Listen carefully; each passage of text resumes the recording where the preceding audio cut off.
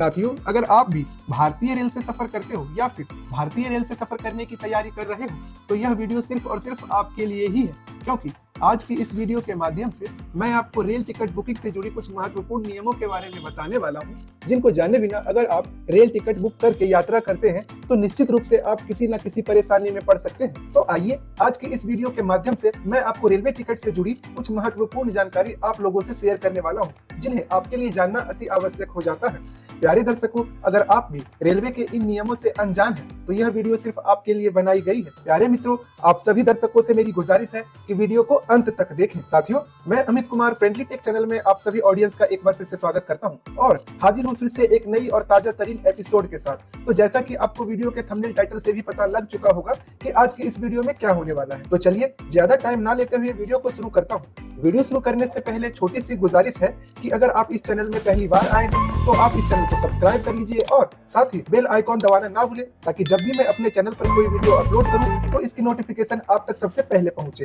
तो आइए अब वीडियो को शुरू करते हैं। साथियों, देश की लाइफ लाइन कही जाने वाली भारतीय रेल दुनिया की चौथी सबसे बड़ी रेल व्यवस्थाओं में से एक है, जहाँ हर दिन लगभग 3 करोड़ से भी ज्यादा पैसेंजर ट्रेवल करते हैं और साथ ही हर दिन लाखों पैसेंजर अपनी यात्रा पूरी करने के लिए टिकट या तो ऑनलाइन या फिर रेलवे काउंटर दोनों ही तरीके से बुक करते हैं और वे अपनी तत्काल जर्नी या फिर आगामी यात्रा को पूरा करते हैं। लेकिन कई बार रेलवे के इन नियमों के न जानने की वजह से पैसेंजर को काफी मुसीबतों का सामना करना पड़ता है, जिस कारण उनकी यात्राएं भी बाधित हो जाती है और उनके पैसे बर्बाद होने का खतरा बना रहता है। ऐसे में आपके लिए इन नियमों को जानना बहुत ही जरूरी हो जाता है। तो आइए मैं आपको इन सभी नियमों से अवगत करा देता हूँ। साथियों, भारतीय रेल में यात्रा करने वाले लगभग सभी यात्रियों के मन में कुछ ऐसे सवाल रहते हैं जिन्हें वे अक्सर जानने को इच्छुक रहते हैं। तो आइए सबसे पहले हम उन सवालों को जान लेते हैं जिसकी वजह से पैसेंजर की जर्नी बाधित होती है। और आज भी भारतीय रेल में यात्रा करने वाले लगभग 50% लोग से भी ज्यादा ऐसे व्यक्ति हैं जिन्हें रेलवे टिकट बुकिंग के इस नियमों की जानकारी नहीं है और फिर उन यात्रियों को जर्नी के दौरान मुसीबतों का सामना करना पड़ता है। तो आइए सबसे पहले हम उन सवालों को जान लेते हैं जिन्हें लेकर ज्यादातर यात्री काफी परेशान रहते हैं। तो सबसे पहला सवाल,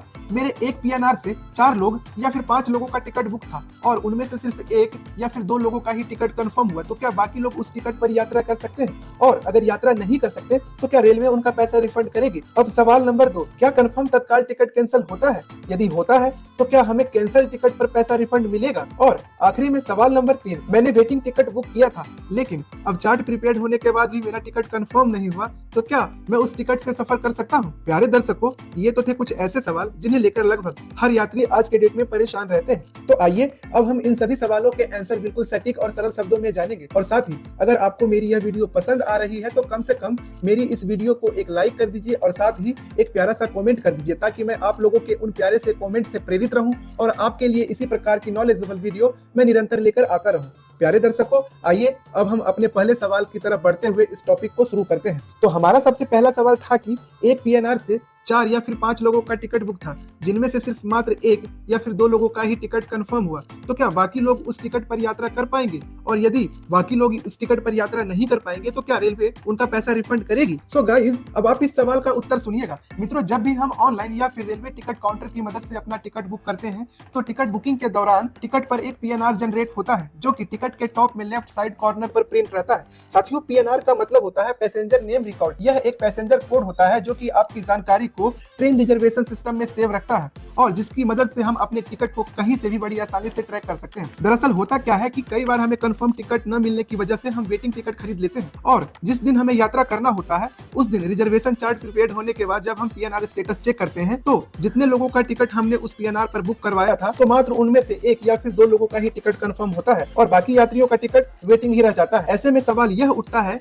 कि क्या वेटिंग टिकट वाले यात्री उस टिकट पर यात्रा कर सकते हैं या फिर नहीं? आपकी जानकारी के लिए मैं आपको बता दूं कि जब भी हम एक पीएनआर पे 1 से अधिक लोगों का टिकट रिजर्व करवाते हैं तो वे सभी यात्री उस पीएनआर से लिंक्ड होते हैं। और एक बात तो मैं आपको बताना ही भूल गया कि आप एक पीएनआर से अधिकतम 6 लोगों का टिकट बुक करवा सकते हैं। तो अब मैं आपको बताता चलूं कि अगर आपके साथ भी कुछ ऐसा हुआ है कि मान लीजिए आपने एक पीएनआर पे काफी लोगों का टिकट बुक करवाया था, जिसमें से सिर्फ 1 या फिर 2 लोगों का ही टिकट कंफर्म हुआ और बाकी लोगों का टिकट कंफर्म नहीं हुआ, तो ऐसे में जिन लोगों का टिकट कंफर्म नहीं हुआ यानी कि जिन लोगों का टिकट सिर्फ वेटिंग ही रह गया, तो उस परिस्थिति में रेलवे उनका पैसा रिफंड नहीं करेगी। लेकिन राहत की बात यह है कि आप उन कंफर्म हुए टिकट वाले सीट पर ही एडजस्ट होकर अपनी यात्रा पूरी कर सकते हैं। इसका मतलब कि आप उस टिकट पर यात्रा कर सकते हैं, लेकिन आपको इस बात का ध्यान रखना होगा कि मान लिया जाए अगर आपका एक टिकट कंफर्म हुआ है तो आपको एक उसी सीट पे आपको सबको एडजस्ट करना पड़ेगा और अगर मान लिया जाए आपके 2 टिकट कंफर्म हुए हैं, यानी 2 पैसेंजर का टिकट कंफर्म हुआ है, तो आप जितने भी पैसेंजर उस पीएनआर पे हैं, आप सबको उस 2 सीटों पर ही एडजस्ट करना होगा। इसके अलावा आपको कोई भी सीट अलाउड नहीं किया जाएगा। तो आइए अब सवाल नंबर 2 की तरफ आगे बढ़ते हैं। तो हमारा दूसरा प्रश्न था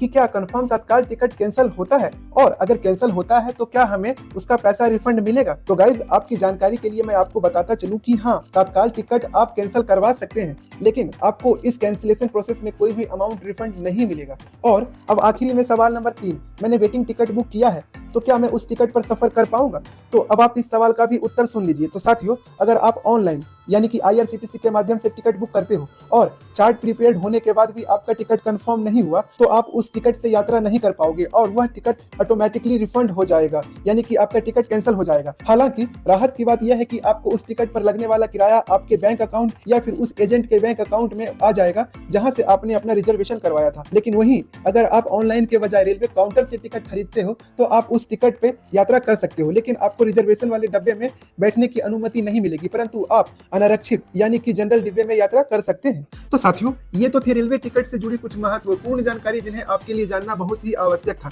तो आज की इस वीडियो में बस इतना ही। वीडियो कैसी लगी कमेंट कर अपना रिप्लाई अवश्य दें, और बाकी वीडियो अच्छी लगी हो तो वीडियो को लाइक करें, दोस्तों के भी शेयर करें और चैनल को सब्सक्राइब करना ना भूलें। तो अब मिलते हैं हम किसी अगली वीडियो में एक नई जानकारी के साथ। तब तक के लिए बाय बाय, नमस्कार।